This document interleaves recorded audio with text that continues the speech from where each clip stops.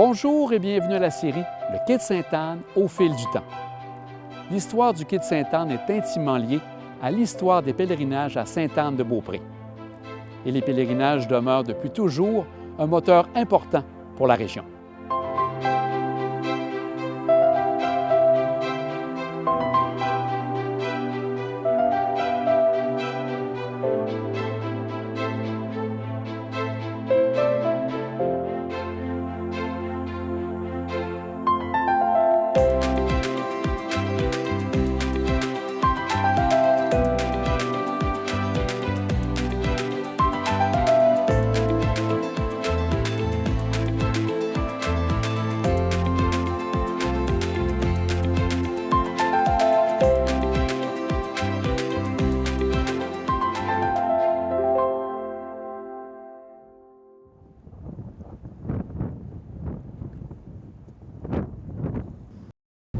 Philippe, on est directement sur le nouveau quai de Sainte-Anne.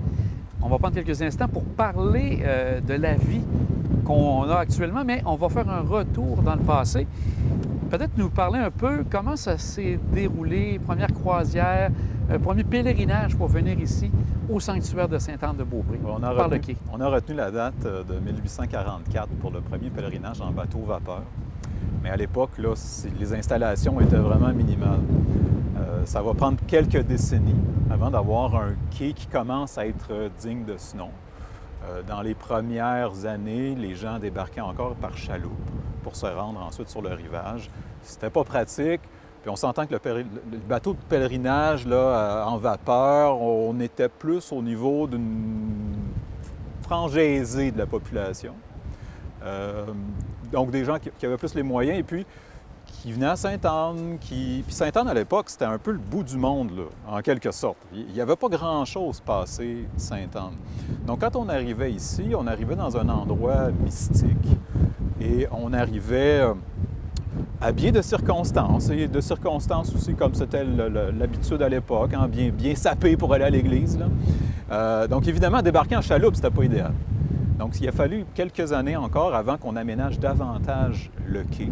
Puis le quai va finir par, surtout à partir de la décennie 1870, va plus commencer à ressembler à un long trottoir de bois. Et ce trottoir de bois va amener les gens du bateau, va obligatoirement les faire passer devant le cyclorama après son installation. Là, on parle vraiment de la fin du 19e siècle, début 20e siècle. Le train qui arrive à Sainte-Anne à partir de 1889 aussi. Donc, on a le quai, il y a la boutique du cyclorama, il y a une autre boutique du cyclorama aussi du côté du quai pour la gare. Et ce quai de l'époque va se prolonger, rentrer dans le village. Un village qui a été transformé après la conflagration de 1892. Ce qu'il faut, je reviens un tout petit peu en arrière, faire le lien ici, c'est que la grande décennie charnière pour le développement du sanctuaire au 19e siècle, c'est la décennie 1870. C'est là qu'on observe vraiment une explosion du nombre de pèlerins. C'est là aussi que les prêtres séculiers, parce que c'était encore des cures administrées par le clergé séculier du diocèse de Québec, les pauvres types disent « on n'en peut plus ». Alors, ils interpellent l'évêque et l'évêque va se tourner vers les rédemptoristes. Donc, une communauté religieuse. Donc, ça a amené les rédemptoristes ici? Ça a amené les rédemptoristes. Ils arrivent en 1878.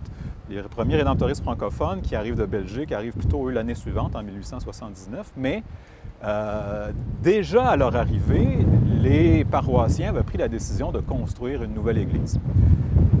L'église de l'époque est à l'emplacement, grosso modo, de la chapelle commémorative actuelle, mais elle commence à montrer des signes de faiblesse, la structure faiblit et puis elle est clairement trop petite parce qu'il y a de plus en plus de pèlerins. Alors on construit la 4e église qui finalement va perdurer, elle, jusqu'en 1922, jusqu'à l'incendie de 1922. Mais pourquoi je parle de 1870? Donc c'est pour dire que cette décennie charnière, le quai arrive aussi et tout coïncide à cette même époque. Donc, le quai nous amène de plus en plus de gens, le train va s'ajouter. Un peu plus tard, le développement de l'automobile, on va avoir des pèlerins qui de plus en plus se déplacent en automobile à moteur. Et tout ça, ça va continuer et c'est à ce moment-là, donc des années 1870 jusqu'aux années 1930 à peu près, que va vraiment venir se cristalliser, se développer et se cristalliser l'idée actuelle qu'on a de venir à Sainte-Anne, venir au sanctuaire. Donc, le topo, c'est sûr que ça, depuis maintenant 100 ans, presque 100 ans, le visage a changé, mais malgré tout, on peut reconnaître entre guillemets, des vestiges qu'on retrouvait à cette époque-là? Bien, oui, et c'est aussi et des vestiges dans la pratique, notamment. Parce que les rédemptoristes, quand ils arrivent, c'est une église. On vient à l'église. Le sanctuaire se résume à peu près à ça. Mais les rédemptoristes vont faire ajouter le chemin de croix dans la colline, on va ajouter les statues, on va développer donc une pratique autour de ça. On va multiplier les processions avec des reliques de Sainte-Anne, avec l'ostensoir, donc le Saint-Sacrement. On va également ajouter la Scala Santa. Et le sanctuaire commence alors à former un ensemble, vraiment. Et c'est dans cet ensemble-là que le quai vient se situer. Donc, parce que le quai est une porte d'entrée pour accéder à cet ensemble. Comme je disais, on débarque du bateau, on est sur un trottoir de bois. Le trottoir nous amène dans le village après être passé par le cyclorama, après être passé par la gare pour les trains. On a croisé déjà des boutiques souvenirs avant même d'atteindre le terrain du sanctuaire à proprement parler. Le quai de bois continue en trottoir de bois dans le village. Ça a longtemps été ce qu'on a appelé la rue Régina. Qui est maintenant la rue du Sanctuaire. Qui est maintenant la rue du Sanctuaire depuis 2007-2008, je crois, le changement. Et donc, à ce moment-là, il y avait d'autres vendeurs et les nouveaux hôtels construits après la conflagration de 1892. Et c'est dans ce nouveau village-là, et on est dans du neuf. Là, on parle de patrimoine, mais à l'époque, c'est neuf. Donc, on arrive dans un lieu un peu au bout du monde et on débarque dans cet endroit qui semble surgir de la mer, du fleuve en l'occurrence, mais surgir de la mer, surgir du sol, surgir de la montagne, et tout vient converger. Et c'est donc là que, dans l'expérience du pèlerin de l'époque ou du visiteur de l'époque, le quai va venir jouer un rôle central pour venir frapper l'imaginaire. Dans les débuts, est-ce que le quai était aussi long que ça ou il était beaucoup plus court? C'était pas un quai si gros que ça. Il faut comprendre que les débuts, les premiers bateaux à vapeur n'ont pas un si gros tonnage que ça. Donc, c'est pas des si gros navires que ça. Et on va commencer en faisant ce que j'appellerais presque une passerelle. Les plus vieilles photos qui nous montrent le quai, on voit que c'est pas un quai en enrochement. C'est pas du solide comme on trouverait ailleurs dans d'autres villages au Québec, ce qui nous montre que c'était pas vraiment une vocation commerciale qu'il y avait ce quai-là, c'était vraiment plus pour transporter des personnes. Et donc, il y a des piliers en bois avec des passerelles qui se sentent comme une promenade, comme un boardwalk qu'on voit sur la côte américaine, qui s'avance jusqu'à ce qu'on ait une cage en bois qui est assez proche du bout de la batture. Mais c'était pas suffisant pour les bateaux plus gros, ça nécessitait des problèmes. Puis dans les journaux de l'époque, on voit souvent, ils disent « Ah oui, difficulté d'accoster », ou il y a certaines compagnies qui ont des lignes de bateaux vapeur qui, eux, au contraire, vont dire « Ah, nous, on est capable de se rendre, vous allez voir, vous allez faire un bon voyage, vous allez accoster directement au quai. » Et donc, avec les années, on va l'agrandir. Puis, dans les premières années, est-ce qu'on est situé à peu près dans la limite du premier quai? On est presque à la limite du premier quai. Donc, on est probablement, je dirais, on est d'une longueur de 300 mètres. Ce qui était énorme à l'époque, parce qu'en moyenne, la plupart des quais au Québec étaient entre 150 et 250 mètres. Mais ici, la batture sur la côte de Beaupré, le chenal nord du fleuve Saint-Laurent, n'est pas très large. Donc, même si le fleuve a l'air immense, la réalité, c'est qu'à marée basse, comme aujourd'hui, on voit, le fleuve est très loin. Donc, on a agrandi le quai jusqu'à ce qu'il atteigne environ 600 mètres. C'est énorme. Là. On parle de quelque chose qui est 2 fois plus gros que la norme habituelle. Et tout ça juste pour que les bateaux puissent accoster en eau profonde et pas être gênés par les bas-fonds. Et là, on est ragrandi sensiblement que le dernier quai, avant qu'on fasse la réparation et qu'on aménage celui-ci, était sensiblement dans la même position. Oui, je dirais que dès la fin du 19e siècle, là, on avait atteint les proportions actuelles du quai. Donc, même si ce n'est pas la même structure, les proportions, la largeur, tout est assez similaire à l'expérience qu'on aurait connue il y a plus d'un siècle. Puis si on regarde aussi, parce qu'on parle de pèlerinage, donc il y avait aussi l'avenue des Premières Nations. Donc, eux aussi ont commencé sûrement ces pèlerinages. Est-ce qu'on remonte dans les mêmes années ou c'est peut-être un petit peu avant même? Qu'est-ce qu'on retrouve à ce moment-là? Les Premières Nations sont parmi les premiers à venir, les premiers pèlerins à venir en pèlerinage à Sainte-Anne-de-Beaupré. Dès le 17e siècle, c'est consigné par écrit par les Jésuites.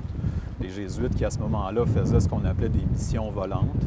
Donc, plutôt que de s'installer à une place puis essayer d'attirer les gens vers eux, on allait plutôt à la rencontre des gens. Alors, les Jésuites procédaient comme ça, notamment avec des communautés autochtones. Donc, mais ensuite, il faut comprendre aussi que des communautés autochtones, plus en aval, le long du fleuve, quand arrivait la saison estivale, avaient déjà pour habitude de remonter le fleuve, donc de venir en amont. Et donc d'arrêter ici, possiblement. Et là, soudainement, au 17e siècle, on a, parce que Sainte-Anne, l'origine du sanctuaire, c'est 1658. Donc, et là, soudainement, dans la deuxième moitié du 17e siècle, on a cet endroit et les Jésuites vont dire, bien, on vous invite à venir voir et on a la grand-mère de notre Seigneur à nous. Et donc, comme c'est un personnage illustre et une personnalité, la grand-mère respectée dans les cultures autochtones, bon, bien, comme ça, dès les débuts, on va avoir vraiment des groupes par canot qui vont s'arrêter à Sainte-Anne-de-Beaupré. Quel souvenir tu gardes des pèlerinages de Sainte-Anne? Un de tes plus beaux souvenirs? Ah, parce que quand on était petits, nos aînés couchaient ici à l'hôtel, à l'auberge. Oui. Et puis, je me souviens, M. Jules Sioui, M. Edgar Gaulois, M. Oscar Picard et leurs épouses et les jeunes aussi. Puis nous autres, ben, on faisait la procession ici. Et puis, on allait jusqu'à dans les marches, on prenait des photos. J'ai encore des belles photos de la délégation Wendat. Et on faisait le fameux pèlerinage aussi. Ceux qui voulaient le faire à pied, marchaient à pied, de Wendake à Sainte-Anne, ou encore en canot pour les personnes âgées ou qui avaient un certain handicap, ou les plus jeunes aussi. Et des mamans enceintes. Alors, tout le monde venait, tout le monde trouvait un moyen pour venir puis passer 2 jours, 3 jours. Parce que c'était la neuvaine aussi. Et puis, on tentait. Et puis, avec nos frères, nos sœurs, Wendat, d'ailleurs aussi, de Détroit, ou encore Micmac, à Benaki, à Tikamek, Innu, Cri même, Malécite. Alors, c'est ce qu'on appelle un lieu de rencontre. En même temps, bien, cérémonial et sacré aussi. Ouais. Pourquoi c'est important les pèlerinages pour les nations autochtones puis pour ta nation? Sainte-Anne, pour toutes les Premières Nations, c'est la grand-mère. Alors, on est des sociétés matricentristes. On appartient à nos mères. Et la mère de Marie, chez les Premières Nations, les grands-mères, les aînés sont extrêmement respectés. Alors, dans les longues maisons, ce sont les grands-mères qui sont les chefs. Et ce sont aussi nos mères de clan qui nomment les chefs. Et si les chefs font un bon travail, ils vont demeurer, mais s'ils ne font pas un bon travail, il va y avoir un conseil des mères de clan, puis les mères de clan vont le remplacer ou les remplacer s'il le faut. Alors, ma mère est, par exemple, du clan de la tortue. Alors, moi, je suis du clan de la tortue. Mon père est du clan de l'ours, mais on appartient à nos mères et on est du clan de notre mère. Alors, Sainte-Anne représente tout ça. Représente l'autorité, représente nos mères, nos grands-mères, représente le vécu, représente l'histoire, représente ce qu'il y a de meilleur aussi. La stabilité, la sécurité, l'amour, toutes les facettes d'une vie agréable et belle. Et puis quand on vient en pèlerinage ici, bien, on est bien, on est heureux, tout le monde a un bon sourire, puis tout le monde est vraiment là, dans son meilleur, comme on dit. Si on regarde aussi, on a toujours tendance à penser que tout le commerce se passait sur la rue Royale, donc sur la rue principale du cœur de Sainte-Anne-de-Beaupré. Mais on apprend, par rapport à ce que tu disais aussi, qu'il y avait beaucoup de commerces qui étaient tout le long du quai, qui se rendaient jusque sur la rue Regina. On interceptait les gens en quelque sorte.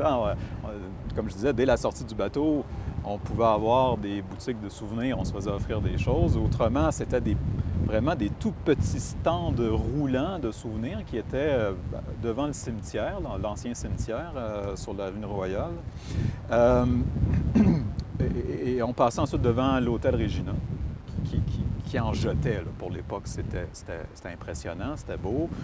Et d'ailleurs, les familles qui étaient avec le cyclorama, avec l'hôtel Regina, les gens impliqués, ils finançaient, là, pour eux, un quai bien entretenu, c'était important. Et c'était une porte d'entrée pour leur commerce nécessairement. D'ailleurs, la rue Regina s'appelait Regina Avec en l'hôtel qui raison était de en l'hôtel question. qui était là dès le départ. Là. L'hôtel aussi, il y a eu une première version qui a été incendiée, la deuxième a été retravaillée, puis là, celle qu'on a plus en tête, c'est celle avec une espèce de clocher un peu carré, avec... Est-ce que c'est situé, où est située actuellement l'auberge de la Basilique? C'est environ à cet endroit-là, oui. Oui. Bien, c'est là, plus ou moins. Ça avait une différente empreinte au sol, mais c'était à cet endroit-là.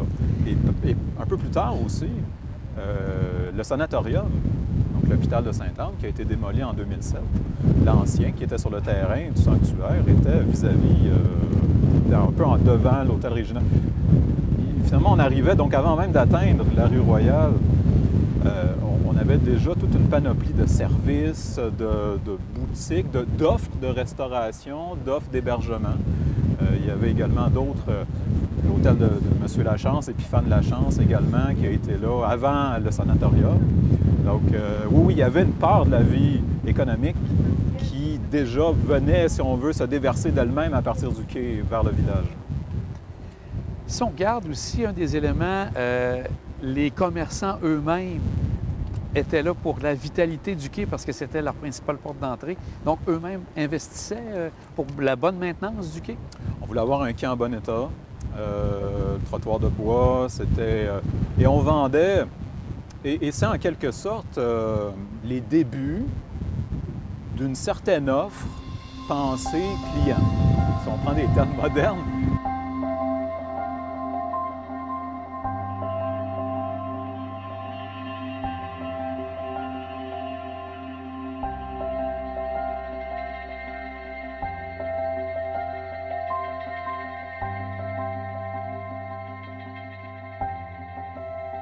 Bonjour Annie. Bonjour Marie. Merci de nous accueillir ici dans ta magnifique galerie, la galerie Ni Vu Ni Cornu à Sainte-Anne-de-Beaupré. J'aimerais ça tout d'abord que tu me parles du bâtiment, parce que ce bâtiment-là, il y a eu beaucoup de vocations par le passé. Est-ce que tu peux nous raconter son histoire? Oui, en fait, ce bâtiment-là, selon les archives au registre foncier, il aurait été construit vers 1885, donc la première des parties, puis ensuite, vers 1920, il y aurait eu une extension qui aurait été ajoutée. À l'origine, c'était une maison de pension. C'est devenu par la suite la maison Saint-Louis, qui était opérée par la famille Saint-Gelais, dont ensuite Marie-Ange, qui a été ici pendant plusieurs années, et ses fils Jean-Paul et Yvan. Imaginons-nous maintenant au 19e puis au 20e siècle. C'était très animé ici dans le secteur de Sainte-Anne-de-Beaupré. Qu'est-ce qu'on voyait ici? Il y avait beaucoup de commerces locaux, beaucoup de commerces de proximité, une banque, il y avait beaucoup de maisons de pension, des hôtels. Il y a eu jusqu'à une vingtaine, presque 25 hôtels ici. C'était quand même toutes des constructions en bois. Il y avait beaucoup de restaurants, beaucoup de commerces au rez-de-chaussée de ces hôtels-là. Par exemple, juste à côté de moi, avant 1936, il y avait l'hôtel Columbus. Au rez-de-chaussée, il y avait un commerce de M. Elziard Fortier qui vendait les liqueurs Fortier. Donc, il y a eu beaucoup de commerces de proximité pour accueillir les touristes et les visiteurs ici à Sainte-Anne-de-Beaupré. Il n'y avait pas aussi une promenade? Oui, en fait, qui est le quai, qu'on appelait la promenade Sainte-Anne, qui arrive jusque dans mon garage. En fait, quand on a creusé, là, on a trouvé des pilastres de quai en Pruche là, qui étaient très, très résistantes. Puis le quai, justement, a été construit vraiment au début, c'était un débarcadère, tout simplement. Puis ensuite, là, il a été vraiment développé. Il y avait aussi le cyclorama. Est-ce que tu peux nous en parler un petit peu? Ça date de quand? Oui, en fait, le sclérama est arrivé ici en 1895. Ça a été déménagé de Montréal vers Sainte-Anne-de-Beaupré par Albina Laurando et Hubal Plourde, qui était un jeune couple à l'époque. Albina avait 25 ans, Hubal avait 31 ans. Ils ont décidé de l'acheter, de le déménager ici en 1895, soit par train ou par bateau. Les historiens ne savent pas encore, mais on présume que ça serait plus par bateau. Puis, il était construit sur le bord de la Grève parce que le boulevard a été construit à la fin des années 40, donc c'est vraiment tout du remplissage. Le sclérama est construit sur pilotis, comme était construit aussi l'hôtel Regina, qui était sur pilotis aussi, qui était l'hôtel juste à côté du sclérama, qui est maintenant l'auberge des Rédemptoristes. Puis le sclérama, il y a vraiment sa construction d'origine, donc il est encore au même endroit, toujours sur pilotis. Il y a des pompes au sous-sol qui ramènent l'eau vers le fleuve. Puis, il est construit dans sa rotonde d'origine, mais quand même, le recouvrement extérieur a beaucoup changé. Maintenant, c'est recouvert en métal, mais la construction intérieure est toujours restée la même. C'est fait comme en plure d'oignon, c'est-à-dire qu'à l'intérieur, les planches de bois, la première construction est encore là, puis ils ont rajouté par-dessus. À l'origine, il y avait des fenêtres sur la toiture pour l'éclairage naturel, parce qu'à l'époque, il n'y avait pas l'électricité. Puis donc, l'œuvre était éclairée en lumière naturelle. Puis par la suite, là, au début des années 60, il y a eu un accident en 1957, il y a eu l'effondrement d'une partie de la toiture. Donc, par la suite, quand ils ont fait des travaux, ils ont enlevé les fenêtres, puis ils ont rajouté un éclairage électrique à l'intérieur. Tu parlais d'œuvres. Pour ceux qui ne connaissent pas le sclérama ou qui ne l'ont jamais vu dans leur jeunesse, disons, qu'est-ce qu'on pouvait retrouver comme œuvre à l'intérieur? Oui, dans le fond, c'est une œuvre monumentale, panoramique. Il faut savoir que les cycloramas, c'est un phénomène de divertissement des années 1800 qui se déménageait d'une ville à l'autre. C'est une œuvre monumentale qui mesure 14 mètres de haut par 110 mètres de circonférence. Et au centre, on se retrouve sur une galerie d'observation. C'est très important de savoir qu'on se retrouve à peu près à la moitié de la hauteur de l'œuvre. Pourquoi? Parce que comme ça, on est capable d'avoir une vue à perte de vue. Alors, ça nous donne l'impression de voir à des kilomètres. Au sol, il y a un décor en 3D. Ce décor-là donne l'impression de voir, d'être vraiment sur les lieux. C'est une conception architecturale qui était vraiment pensée et les cycloramas, il en reste une quinzaine dans le monde de cette époque-là. Et il s'en construit encore là, en Russie, en Chine, mais de l'époque des années 1800, là, il en reste très peu. Il y a d'ailleurs une association, l'International Panorama Council, l'IPC, qui travaille très fort pour faire reconnaître les cycloramas, les panoramas dans le monde. Puis il y a une démarche là, de reconnaissance à l'UNESCO. Est-ce que c'est vrai que c'est l'ancêtre du cinéma? Oui, tout à fait, parce qu'il y a eu plusieurs, je dirais, déploiements pour essayer de raconter une histoire. Il y a eu les dioramas, il y a eu plusieurs techniques qui ont essayé de développer le fait de raconter une histoire. Et ensuite, quand est arrivée l'image en mouvement, le cinéma, les gens se sont désintéressés à ce qu'il n'y avait pas de mouvement puis ce qui ne bougeait pas.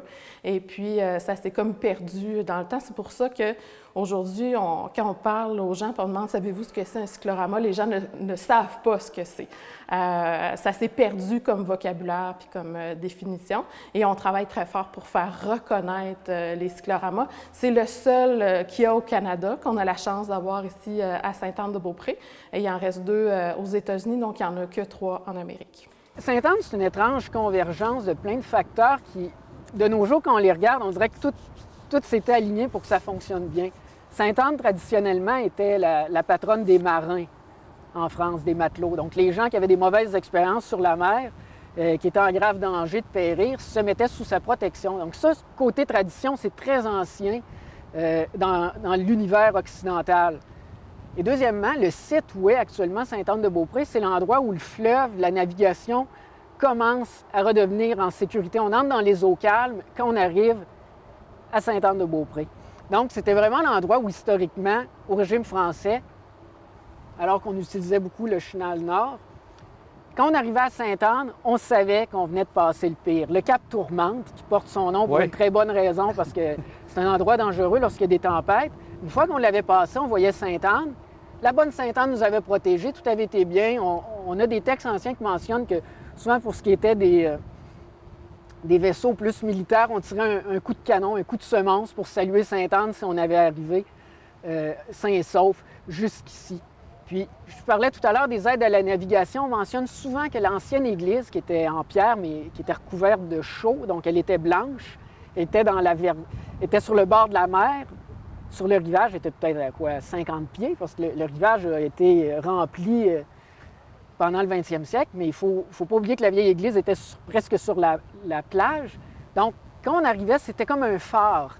Et c'est souvent décrit qu'on voit cette église blanche-là, qui est dans la verdure du coteau, et que c'est le premier indice visuel qu'on vient d'arriver dans la civilisation, si on ose dire.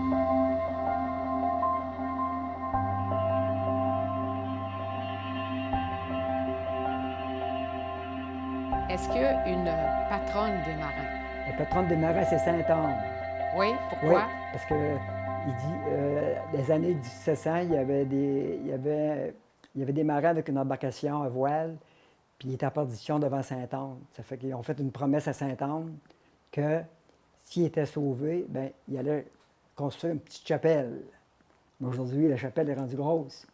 C'est la basilique. C'est la basilique. Puis moi, quand j'ai commencé à naviguer, j'avais 17 ans, quand j'ai ouvert ma valise, ma mère, entre mes chemises et mes pantalons, elle m'avait mis une médaille, la médaille de Sainte-Anne. Ça fait que je l'ai toujours gardée. Puis j'en avais tout le temps dans mes poches de pantalon, des médailles. J'arrivais là, pour prendre une bière dans Basseville, puis j'avais tout le temps une médaille de Sainte-Anne. Ça fait que quand j'ai navigué pour la garde côtière, j'ai tout le temps gardé mes médailles. Avec toutes les connaissances que tu as justement de l'histoire de Sainte-Anne, tout ça, est-ce que, de ce que tu vois présentement avec les ajouts, est-ce que tu sens que le nouveau quai va amener cette nouvelle vitalité qu'on souhaite ramener, puisqu'on avait vécu au début des années 1900, une vitalité qu'on retrouvait ici à Sainte-Anne-de-Beaupré? Avec le développement initial du quai, on est venu ouvrir une fenêtre dans l'histoire de Sainte-Anne, dans l'histoire de la côte également. Et cette fenêtre-là a mené à la cristallisation d'une pratique pèlerine qui va amener des gens d'abord par bateau, avec le nouveau quai, ensuite par train et ensuite de manière exponentielle avec l'automobile, ce qui va amener également la construction du boulevard Sainte-Anne. Et ça va perdurer pendant de nombreuses décennies. Et aujourd'hui, cette fenêtre-là, qui a été ouverte dans la deuxième moitié du 19e siècle, on arrive à un moment où on se demande si elle n'est pas en train de se refermer, en fait. Et les choses évoluent à Sainte-Anne. Il y a beaucoup moins de pèlerins qu'avant. Il y en a encore beaucoup. Mais des autobus et des autobus à n'en plus finir, avec des stationnements qui débordent, ça serait très étonnant que ça revienne comme c'était.